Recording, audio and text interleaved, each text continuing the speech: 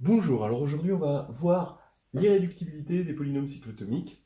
Ma preuve préférée, je lui mets 3 cœurs, elle est de 1929, elle a été écrite par Isai Chour.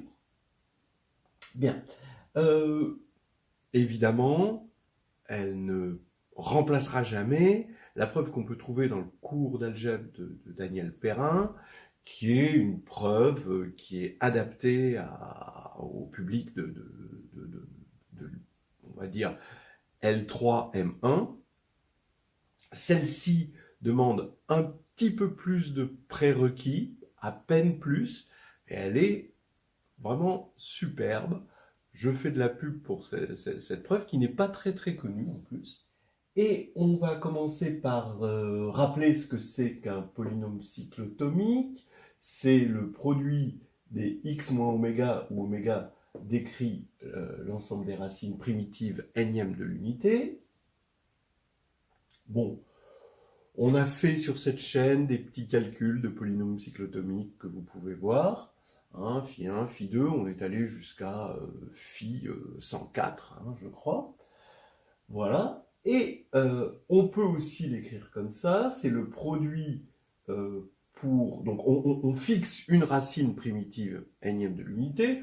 Bon, j'ai fixé exponentielle de 2i sur n, donc égale zeta.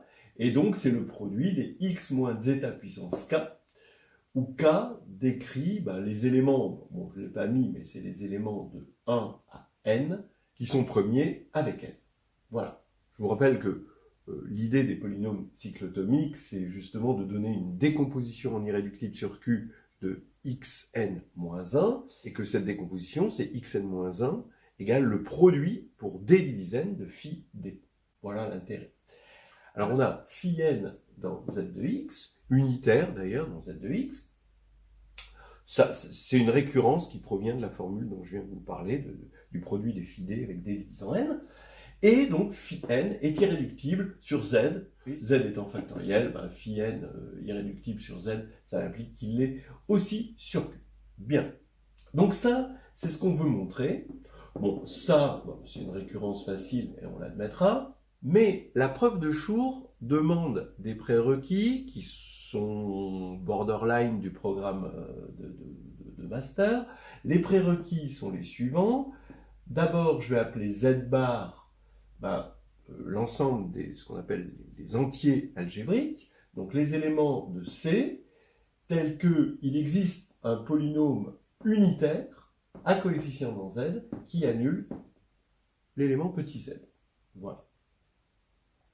Donc, dans le prérequis, j'admettrai que z bar plus multiplié est un anneau, et je vais montrer que z bar inter Q égale z. Voilà. C'est-à-dire qu'un rationnel qui a un entier algébrique, c'est forcément un entier. Bon, là, la réciproque est en clair. Alors, pour vous donner une idée de pourquoi c'est un anneau, eh bien, bon, si on prend deux entiers algébriques, on les additionne et on les multiplie, ça donne encore des entiers algébriques. Alors, il y a une preuve assez agréable avec le résultant qui nous donne, en fonction d'un polynôme annulateur ici et d'un polynôme annulateur ici, de ce type-là, eh bien, un polynôme annulateur de lui et un polynôme annulateur de lui, avec le résultant. Donc vous pouvez le voir sur ma chaîne. En tout cas, ici, j'admettrai ce résultat. Là, bon, celui-ci, ça ne coûte pas très cher de le prouver, et puis beaucoup d'étudiants en licence l'ont rencontré. Si je prends P de Z égale 0 avec P unitaire, j'écris ceci avec les AI dans Z, je suppose, donc bon, évidemment cette inclusion, l'inclusion de l'intervalle est évidente, mais je vais démontrer l'inclusion inverse.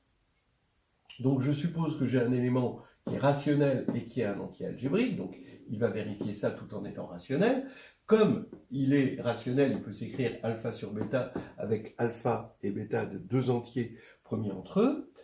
Alors, bon, en écrivant z égale alpha sur bêta, en multipliant par bêta puissance n, en passant de l'autre côté cette partie-là, j'ai alpha puissance n égale moins bêta facteur de ceci qui est un entier.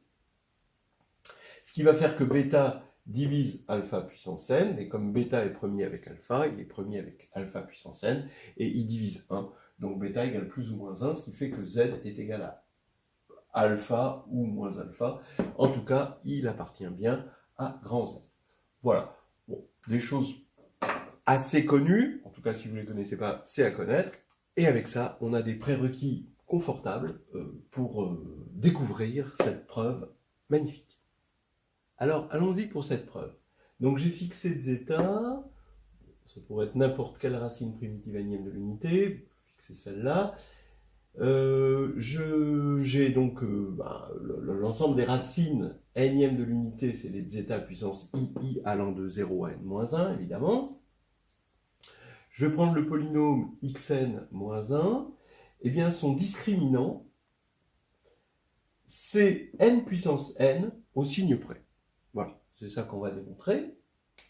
Alors, c'est quoi le discriminant? Bon, le discriminant en général, donc on ordonne les racines du polynôme et on va regarder le produit des différences au carré de ces racines ainsi ordonnées. Donc ici, ça va être le discriminant, ça va être le produit pour i strictement inférieur à j, entre 0 et n-1, de zeta i moins zeta j, le tout carré. Ça nous donne le produit pour i différent de j, de zeta i moins zeta j. Voilà. Parce qu'ici, on avait un carré, ici, on n'en a plus, on a juste décomposé. Bien. Ce qui fait que, au signe près, ici, je mets zeta i en facteur, voilà, et i va aller de 0 à n-1. Maintenant, je fais apparaître j moins i, je pose égal à k, d'accord, c'est k égale j moins i, il va parcourir, il va aller de moins i pour j égale 0 à n-1 moins i pour j égale n-1, mais en étant différent de 0. K est différent de 0, évidemment, parce que i est différent de j. Donc, je peux remonter tout ça entre 1 et n-1, cette fois-ci, toujours k différent de 0. Voilà, et donc j'ai plus ou moins 1 fois le produit pour i égale 0 à n-1 de zeta puissance i, et là, j'ai le produit de k égale 1 à n-1 de 1 moins zeta puissance k.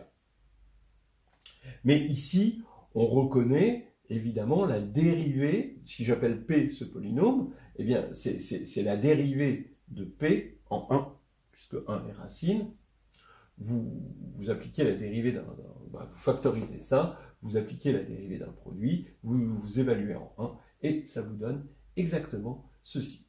Alors ça c'est facile à calculer, parce que la dérivée de p c'est xn-1, donc la dérivée de p en 1, c'est n. Donc ici, on va avoir n puissance n.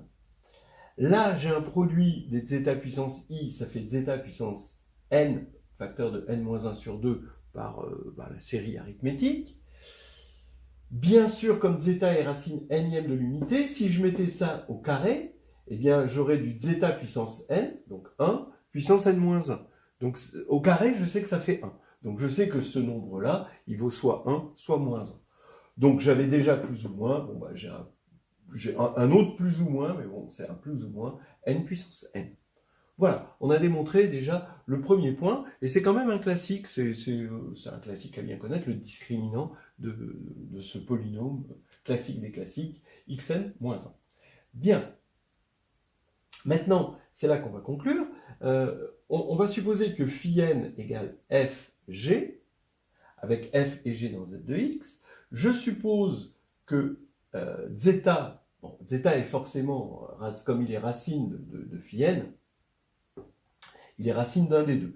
Donc je vais supposer qu'il est racine de f, et je vais montrer que toutes les racines de phi n, c'est-à-dire celles-ci, avec k premier avec n, sont aussi racines de f. Il suffit de montrer que si p ne divise pas n, alors f de zeta p égale 0.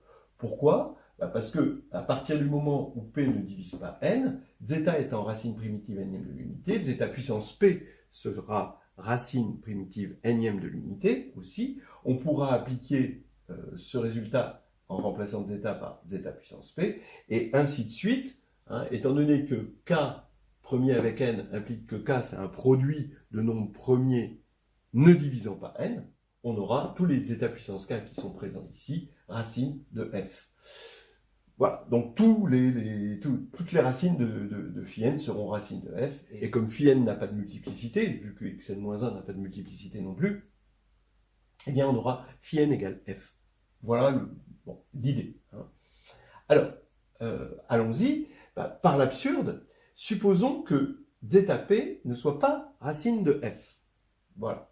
Alors, je vais appeler R l'ensemble des racines de f, et je regarde le discriminant qu'on a calculé ici. D'une part, c'est égal, on l'a vu, à plus ou moins 1 fois n puissance n, mais d'autre part, eh bien, voilà, il s'écrit un certain z, qui est un entier algébrique, fois le produit de ces éléments-là. En effet, si vous regardez delta comme ceci, eh bien, là-dedans, il va y avoir, parmi les facteurs, zeta puissance p, moins toutes les racines de f, fois un produit que j'appelle petit z, hein, et qui reste, finalement, dans l'anneau z bar, que j'ai introduit tout à l'heure. Bah oui, puisque zeta étant une racine de l'unité, c'est un entier algébrique, et toutes les différences et les produits de zeta puissance k, ça va être des entiers algébriques. Donc ici, on va avoir un entier algébrique. Très bien. Alors ici, qu'est-ce que je reconnais? Bon, je prends bien sûr f unitaire, hein, on peut toujours prendre f unitaire. Et ici, je reconnais f de zeta puissance p. Voilà. Donc, je vous rappelle qu'il est non nul. C'est pour ça qu'on a pu écrire ceci. Ça, c'est différent de ça. Bien, on a f de zeta puissance p. Alors maintenant, j'affirme que cet élément-là, il est dans l'idéal engendré par petit p dans l'anneau z bar. Alors, je le démontre. Je prends f de zeta puissance p. Comme f de zeta égale 0, ça fait 0. Maintenant, f, c'est un polynôme en zeta, ici, voilà, f de zeta, c'est un polynôme en zeta, je mets à la puissance p. Qu'est-ce que je vais avoir?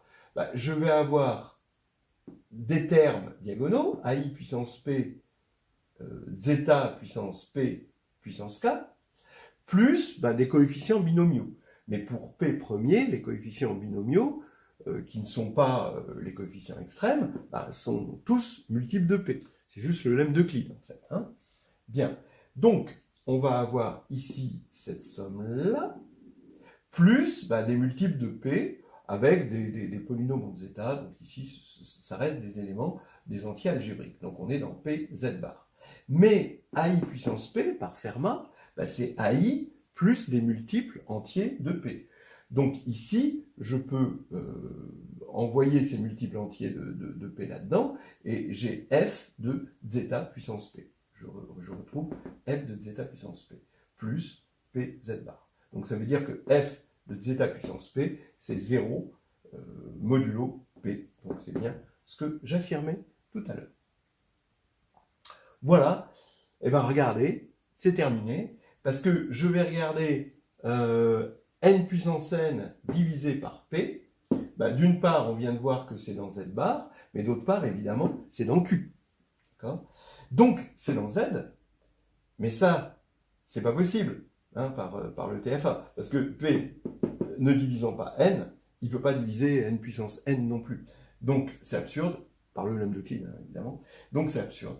Ce qui veut dire que zeta puissance p est bien racine de f, et donc par récurrence, comme je vous disais tout à l'heure, on va avoir toutes les racines de ce polynôme qui est un des simples sur c, donc il n'y a pas de souci. On a f égale phi n. Voilà, on a prouvé l'irréductibilité des polynômes cyclotomiques par une preuve que je trouve inhabituelle dans le monde du master, parce que ça utilise des choses un petit peu borderline, voilà. Mais en tout cas, elle est magnifique, elle est instructive, et on remercie Issa Ishour pour ce beau cadeau.